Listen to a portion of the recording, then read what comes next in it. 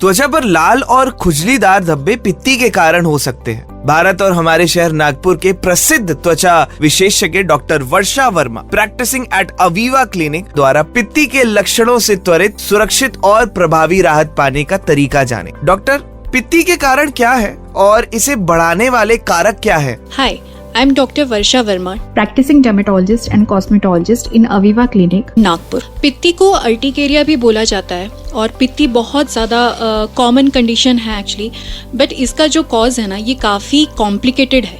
तो इसको समझने के लिए मैं थोड़ा आपको डिटेल में इसके बारे में बताना चाहूँगी और थोड़ा सा ज़्यादा टाइम लूँगी। सबसे पहले हम शुरू करते हैं अर्टिकेरिया या पित्ती के प्रकार से।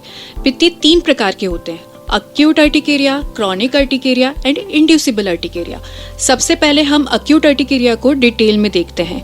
अक्यूट अर्टिकेरिया वो होता है जब आपको ईचिंग या जो भी आपकी परेशानी है वो 30 मिनट से 6 वीक्स के ड्यूरेशन के बीच में रहे, तो इसे हम अक्यूट अर्टिकेरिया बोलते हैं। इसके कॉजेज में सबसे पहले इन्फेक्शन आता है।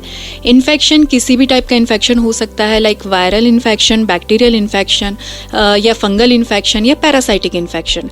बच्चे जो अर्टिकेरिया या पित्ती से परेशान होते हैं उनमें से 80% केसेस जो होते हैं वो वायरल इन्फेक्शन की वजह से होते हैं। डॉक्टर, यह पित्ती बार बार क्यों आती है? बाहर निकलने में बहुत शर्मिंदगी होती है। पित्ती बार बार आने का रीज़न ये है, जैसे मैंने आपको पहले इसके रीज़न के बारे में बताया कि ये थोड़ा सा कॉम्प्लिकेटेड है। इसमें अक्यूट अर्टिकेरिया अगर हो रहा है आपको, तो जो भी आपके एग्रेवेटिंग फैक्टर्स हैं, जैसे आपका फूड पार्टिकल्स हुए, आपके कॉस्मेटिक्स हुआ या कोई भी एनिमल के कांटेक्ट में आप आ रहे हैं, तो इसकी वजह से अगर आपका इम्यून सिस्टम प्रोवोक हो रहा है, तो जब भी आप फ्यूचर में इसके कांटेक्ट में आएंगे आपको इचिंग होगी, उस टाइम पर आपको मेडिसिन लेने की ज़रूरत पड़ सकती है।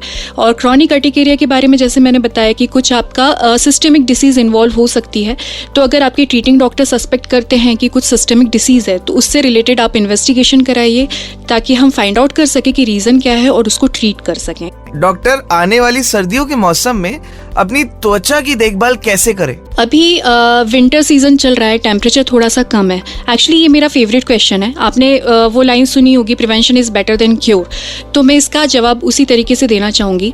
यदि आपकी स्किन का आप बहुत अच्छे से ध्यान रखते हैं तो आप केवल खुजली से ही नहीं, बहुत सारे इन्फेक्शन से भी बच सकते हैं। और उसका ध्यान रखने के लिए सबसे इंपॉर्टेंट होता है मॉइस्चराइज़र। अगर आप अच्छी क्वालिटी का, अच्छी क्वांटिटी में मॉइस्चराइज़र यूज़ करते हैं एंड अच्छी फ्रिक्वेंसी में यूज़ करते हैं तो आपकी स्किन को कभी कोई प्रॉब्लम नहीं होने वाली।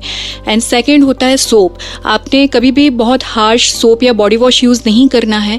थर्ड होता है आपके नहाने के लिए जो आप पानी यूज़ कर रहे हैं उसका टेम्परेचर, बहुत ज़्यादा गर्म पानी भी यूज़ नहीं करना है, बहुत ज़्यादा ठंडा पानी भी यूज़ नहीं करना है। लूकवार्म वाटर जो आपके स्किन के लिए सूदिंग होता है वैसा पानी आप यूज़ करिए। आप ये तीनों चीज़ें अगर फॉलो करते हैं तो आप अपनी स्किन को बहुत अच्छे से ख्याल रख सकते हैं और उसको मॉइस्चराइज रख सकते हैं। डॉक्टर साहब, आज काउंटर पर बहुत सारे एंटी एलर्जिक खरीदे जा रहे हैं, ये कितने सुरक्षित हैं? आजकल एक्चुअली केवल एंटी एलर्जिक नहीं, बहुत सारी दवाइयाँ ओवर द काउंटर्स अवेलेबल हैं, लेकिन मैं यही सलाह दूंगी कि आप कभी भी दवाई डॉक्टर की सलाह से ही लें। इसका रीज़न ये है कि कई बार ये होता है कि आप किसी और बीमारी के लिए इलाज ले रहे हैं और आपको इचिंग हुई, आपने काउंटर से एक मेडिसिन ले ली, एंटी एलर्जिक ले ली, आपने वो खा ली। कई बार ड्रग टू ड्रग इंटरेक्शन होता है आपकी बॉडी के अंदर जिसका इफेक्ट आपकी बॉडी पर हो सकता है। तो मैं आपको यही सलाह दूंगी कि आप डर्मेटोलॉजिस्ट के पास जाएं, उनसे सलाह करें, उन्हें अपनी कंडीशन बताएं, जो आपकी हिस्ट्री है, आपकी पुरानी आपकी मेडिसिन चल रही हैं, वो सारी चीज़ें बताएं, तो वो अकॉर्डिंगली आपको प्रिस्क्राइब करेंगे और आप वो मेडिसिन लें। कई बार ये होता है कि आपको लेट नाइट ईचिंग हो रही है या ऐसे टाइम पर ईचिंग हो रही है जब आप डॉक्टर के पास नहीं जा सकते हैं या डॉक्टर अवेलेबल नहीं है, तो उस टाइम पर आप बेसिक एंटी एलर्जिक ले सकते हैं, बट वेरी नेक्स्ट डे आप डर्मेटोलॉजिस्ट से कंसल्ट जरूर करिए। डॉक्टर, क्या यह एक व्यक्ति से दूसरे व्यक्ति में संक्रामक है? पित्ती एक्चुअली किसी टाइप का इन्फेक्शन नहीं है, ये आपके इम्यून सिस्टम का रिस्पॉन्स है, हाइपर रिस्पॉन्स है, हाइपर एक्टिविटी है। तो आप किसी को छूने से या किसी के साथ रहने से ये नहीं फैलता, ये बिल्कुल भी कॉन्टेजियस नहीं है। Thank you so much doctor, ये सारी जानकारी हमारे साथ साझा करने के लिए।